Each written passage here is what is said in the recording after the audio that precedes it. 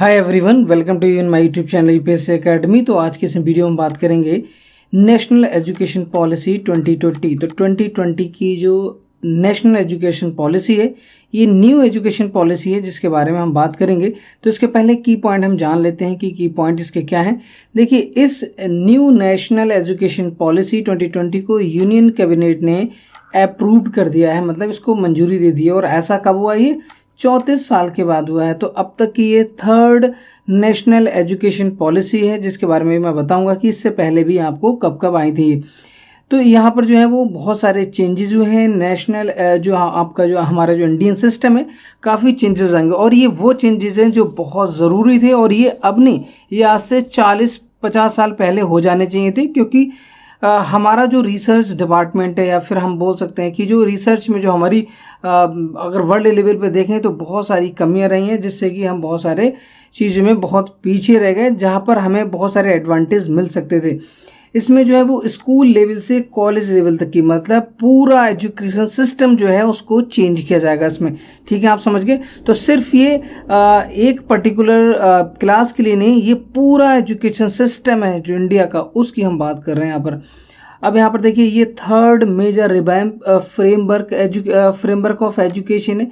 तो मैं कह रहा था ये क्या है, ये हमारी थर्ड नेशनल एजुकेशन पॉलिसी है। इससे पहले 1968 में आई थी, उसके बाद 1986, 1986 के बाद अब 2020, लगभग 34 साल के बाद ये जो है वो हमारी एजुकेशन पॉलिसी है। तो इंडिपेंडेंस के बाद ये थर्ड हमारी सबसे बड़ी एजुकेशन पॉलिसी है, नेशनल एजुकेशन पॉलिसी।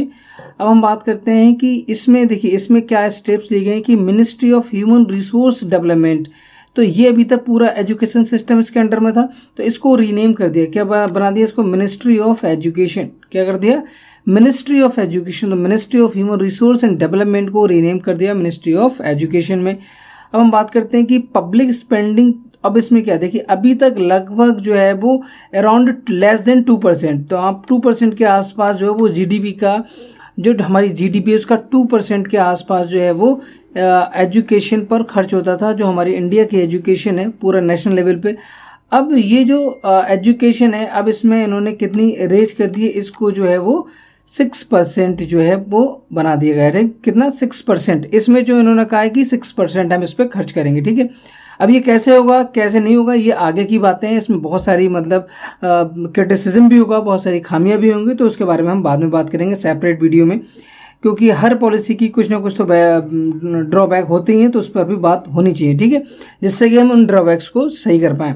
तो यहाँ पर 6% है, क्योंकि जो एजुकेशन जो आपका हम बोल सकते हो कि जो एजुकेशन वाला जो डिपार्टमेंट है, वो एजुकेशन जो सब्जेक्ट है वो कॉन्करेंट लिस्ट में आता है। सेंटर एंड स्टेट दोनों उस पर जो है वो लॉ बनाते हैं, उस पर जो है वो फोकस करते हैं।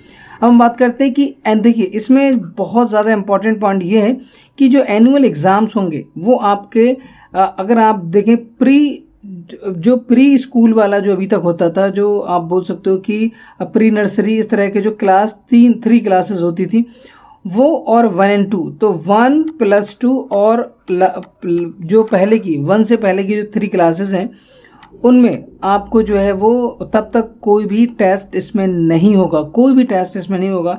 टेस्ट जो होंगे, एनुअल एग्जाम जो होंगे वो 3, 5, 8, 10 एंड 12, ये जो है इन क्लासेस में टेस्ट होंगे। और ये टेस्ट जो है वो ऐसा नहीं है कि आज के तरह के टेस्ट होंगे कि आपको याद कर लो, आप रट लो चीज़ें। तो इन्होंने जो इसका जो बेसिक थी कि आपको जो है वो रटना नहीं है, जो अब बहुत बड़ा ड्रॉबैक था कि हम चीज़ें रट के आगे पास हो जाते, नंबर ले आते, लेकिन बाद में जब इम्प्लीमेंटेशन की बात आती थी, जब प्रैक्टिकल करने की बात आती थी, तो हम वहाँ पर फेल हो जाते थे, हमारे बहुत सारे स्टूडेंट्स वहाँ पर फेल हो जाते थे।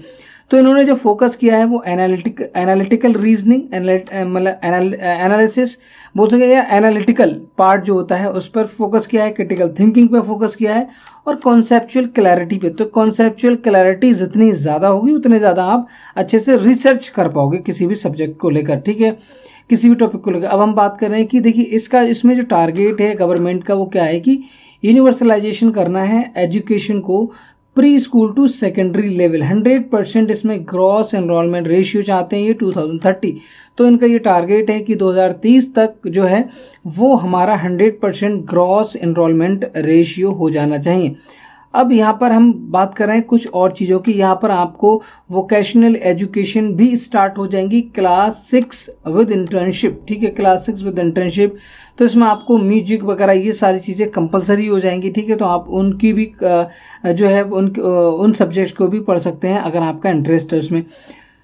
अब देखिए यहाँ पर जो है कह रहे हैं कि teaching up to at least grade 5 भी। अब इसमें क्या कह रहे हैं कि कम से कम 5 ईयर तक तो आपको जो है वो मदर टंग या रीजनल लैंग्वेज में टीचिंग करनी है, ठीक है। टीचिंग जो होगी वो मदर टंग या रीजनल लैंग्वेज में।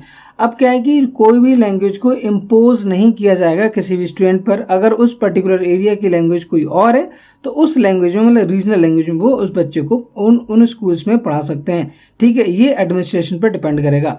अब हम बात कर रहे हैं लास्ट। देखिए अब इसमें क्या होगा कि इसका जो सिलेबस होगा उसको कैसे डिज़ाइन करना है, क्या नहीं करना है, ये देखिए। अब यहाँ पर जो है वो ये बहुत इंपॉर्टेंट पार्ट अब प्ले करेगी, क्या, national curriculum framework for teacher education for teacher, NCFT। तो अब क्योंकि हमें करिकुलम डिज़ाइन करना है तो उसमें हमें किस तरह से अभी NCERT होती है ना, NCERT, तो उसका जो सिलेबस होता है उसको किस तरह से हमें डिज़ाइन करना है वो बताना।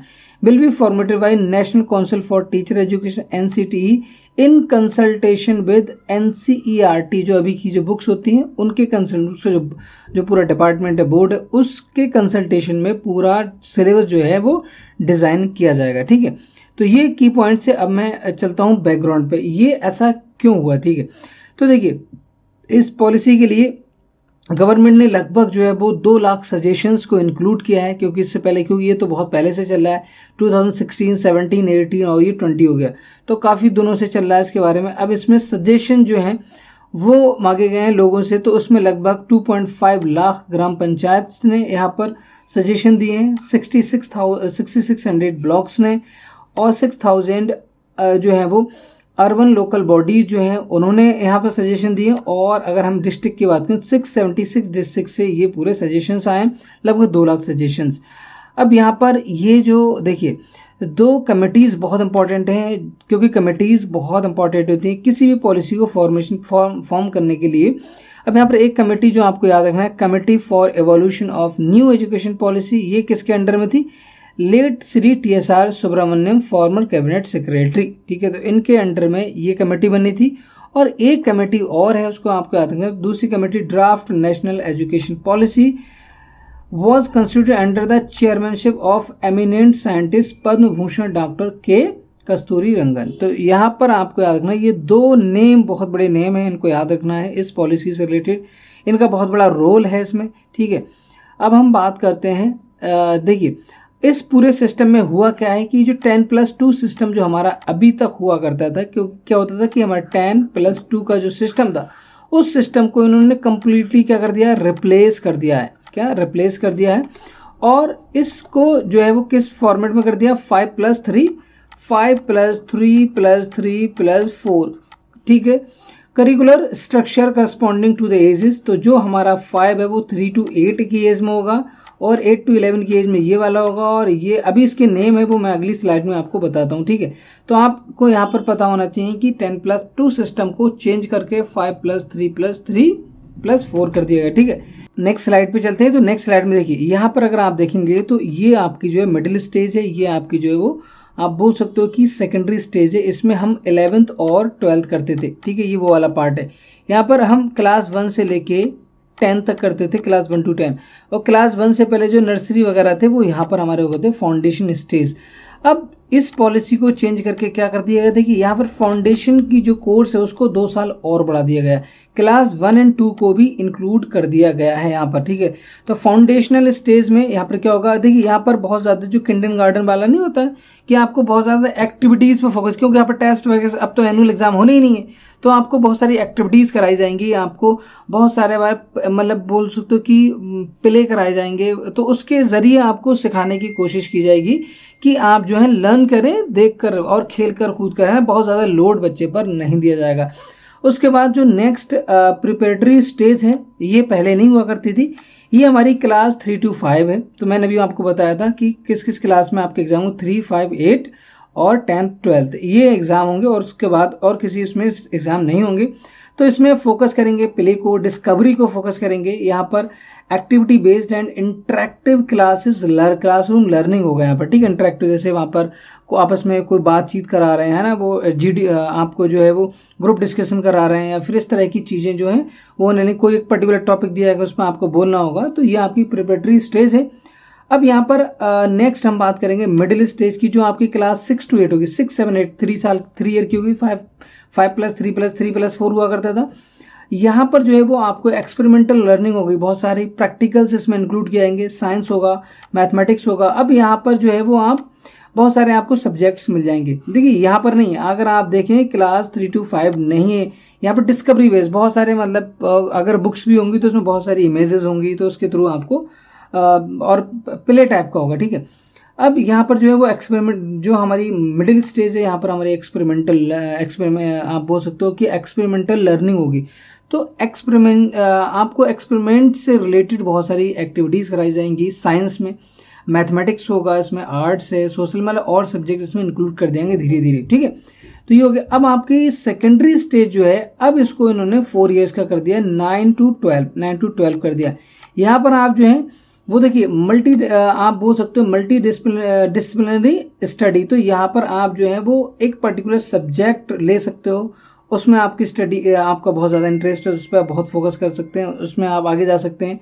और क्रिटिकल थिंकिंग पे बहुत फोकस होगा, फ्लेक्सिबिलिटी पे फोकस होगा। यहाँ पर स्टूडेंट चॉइस ऑफ सब्जेक्ट, देखिए मैंने कहा कि अगर आपको कोई भी एक पर्टिकुलर सब्जेक्ट चाहिए तो वो सब्जेक्ट आपको यहाँ पर प्रोवाइड कराया जाएगा, और आप उस सब्जेक्ट्स में बहुत ज़्यादा इंटरेस्ट लेते हो तो आप पर्टिकुलर सब्जेक्ट में जा सकते। मान लो कि मेरा इंटरेस्ट जो है वो आर्ट्स में, किसी एक पर्टिकुलर मान लो किसी पर्टिकुलर सब्जेक्ट में, तो मैं उसको पढ़ना चाहता हूँ बार बार, मुझे बहुत ज़्यादा इंटरेस्ट है, तो मैं उस पर्टिकुलर सब्जेक्ट को ले सकता हूँ साइंस के साथ भी, ठीक है। तो यहाँ पर ये सारी चीज़ें थी, तो ये बहुत सारी चीज़ें क्लियर होंगी। आने वाली वीडियोस जो होंगी उसमें हम बात करेंगे इसके नेगेटिव पॉइंट्स के बारे में, और भी इसके जो इंपॉर्टेंट पॉइंट्स जो हो सकते हैं उन सब के बारे में हम बात करेंगे। तो आज की वीडियो में बस इतना ही। आई होप कि आपको ये वीडियो पसंद आई होगी, और अगर ये आपको पसंद आई तो अपने दोस्तों के साथ ज़रूर शेयर करिएगा, और ज़्यादा से ज़्यादा इस वीडियो को स्प्रेड करें, जिससे कि बहुत सारे स्टूडेंट्स को इसके बारे में पता चले, और ये बहुत ज़्यादा इंपॉर्टेंट है। देखिए अब ये पॉलिसी तो आई है, ये बहुत है और ज़रूरी, बहुत ज़्यादा ज़रूरी थी। अब इस पर कितना ज़्यादा इम्प्लीमेंटेशन होता है वो गवर्नमेंट का हेडेक है, गवर्नमेंट को इसको बहुत सीरियसली लेना चाहिए। आई थिंक गवर्नमेंट ले भी रही है, ठीक है। तो आई होप कि आपको वीडियो पसंद आई होगी। नेक्स्ट वीडियो मिलते हैं, तब तक के लिए bye, take care, Jai Hind. I am Atiq Ahmed, signing of.